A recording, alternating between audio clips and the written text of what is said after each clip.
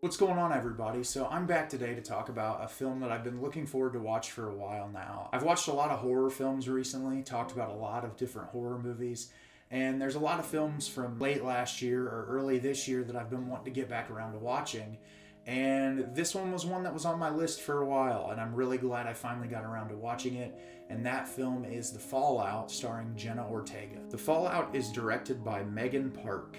In the wake of a school tragedy, Vada, played by Jenna Ortega, Mia, played by Maddie Ziegler, and Quinton, played by Niles Fitch, form a dynamic bond as they navigate the never-linear, often confusing journey to heal in a world that feels forever changed. This film, I didn't know what to expect going into it. I knew very little about it other than it was about a group of kids who survived the aftermath of a school shooting. You never know what you're going to get into with these movies because a lot of them can come off feeling kind of like after school, especially if they're not done right. What you got was one of the most beautiful movies I've seen all year. It's devastating, it's haunting, and it feels real. And I think that's why I loved it so much, was that between the performances and everything else that this movie has going for it, it just feels awful. I mean, you do feel miserable when you watch it because you hurt so much for these characters and their experience that they've gone through. And a lot of that has to do with the direction and the filmmaking, but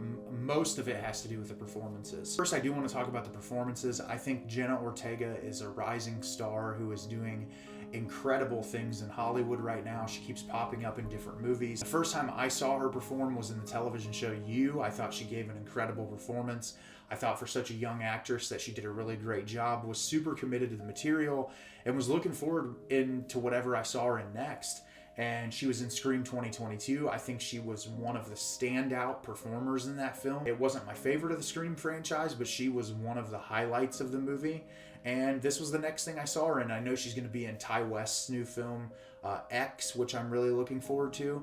But yeah, she is just absolutely incredible in this movie. Between the pained expressions in her face, watching her slow mental decline, trying to go through processing the situation of surviving something she doesn't feel like she should have survived, that she barely made it out, and then the bond that she forms with these two other kids who she was in the bathroom with. A brief backstory: she gets a text message in the middle of her class from her sister that says 911 or something, please call me. So she says, I gotta go to the bathroom. So she gets out of there and she's walking down this hallway, and when she's walking down the hallway, you see out of the corner of your eye a guy runs by in a hoodie. You don't see anything else. He goes in there. So she goes into the bathroom, and when she goes into the bathroom, you have Maddie Ziegler's character who's in there, and she's getting ready, and she is one of the most popular girls in the entire school. She, on Instagram, gets thousands upon thousands of likes on her videos of her dancing. She walks up to her and she makes a very simple comment and says, like, you don't need all that makeup, you're beautiful just the way you are. Just making like a nice comment that someone would say to someone else.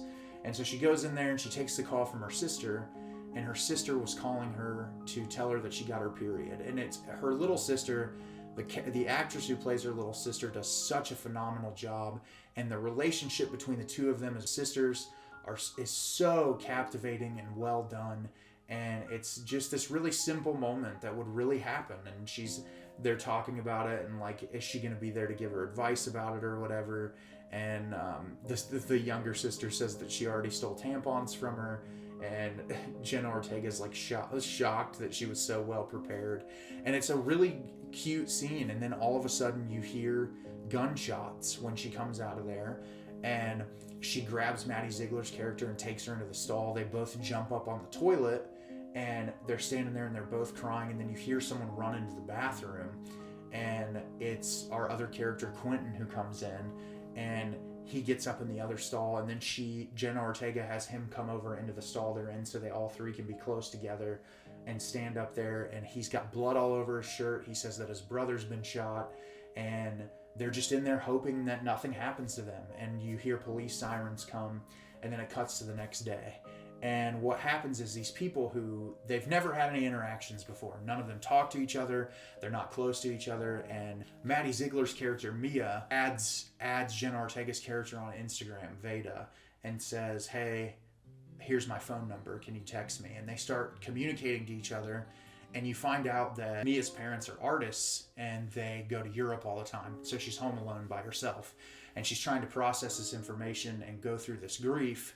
Vada goes over there and spends time with her and tries to feel something, essentially, because you see the dynamic that she has between her family and her. She has a really great mom and dad who love her a lot. She has a sister who loves her, but they don't know how that situation works and what you go through. And they're trying to be supportive and help her as much as they can. But there's only so much you can do, even as a parent, to try to understand what your child has been through in that type of a circumstance. And it's really examined well, and the relationships between them. And then they decide to go to Quinton's brother's funeral, and the relationship they build with him, and the friendship and the bond that they grow. That's the best part of this movie, is just watching how these people process grief. And their dialogue is all so naturalistic. It doesn't feel scripted. It feels the way the kids would actually talk to each other. And that is one of my favorite parts of this film. Cinematography and the presentation is beautiful. There's a lot of really unique close-up shots in this movie that are executed so well, and they really bring you into the characters' emotions, and it helps you to feel what they feel. And even in the irrational decisions that they make throughout the film, Vada's character especially, she does things that are seemingly self-destructive, but they're just a way to cope with this horrible thing that's happened. And then you do have the dialogue introduced about Vada's best friend is this guy who is very outspoken. He's clearly extroverted, seems like a really wonderful human being who wants to take this experience and get it out there to the public and say, like, hey, we need to fucking do something about these shootings.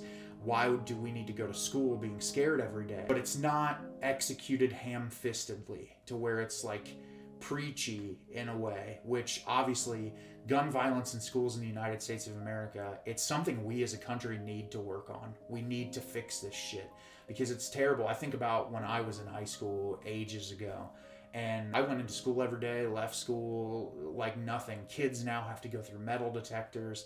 There's all these different processes because of the violence that exists in the United States. And we really need to fucking do something about it because our leaders clearly don't give two shits that people die by gun violence every single day, and that we're like the number one in school shootings and just shootings in general in the entire globe. And it's horrible and it's awful. And this movie looks at it in such a nuanced and realistic way that really makes you sit back and think how terrible this is, that kids ever have to go through this, because youth and growing up is such a pivotal part into where you go into adulthood.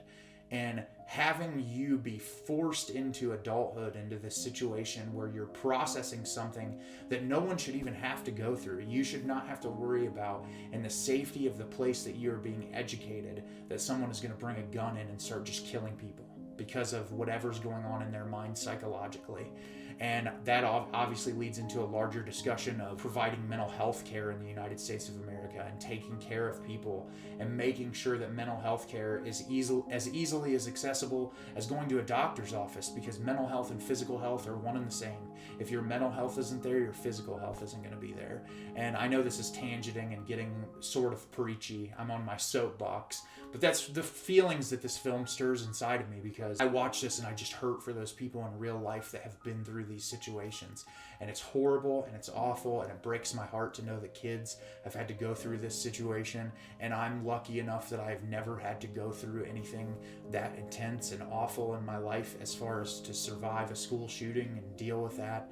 And I hurt so much for those people, and I think this movie is a great way to show people who might not be thinking about that concept and not thinking about the ramifications that these type of situations have, and that if there is no action, it's just going to keep happening. That's what this movie really cemented home for me. We as a society, we're so broken. Our political leaders don't give a fuck about us. So concerned with their own dollars in their pocket and just doing the bare minimum. And it's so upsetting that our government consistently just does the bare minimum over and over again.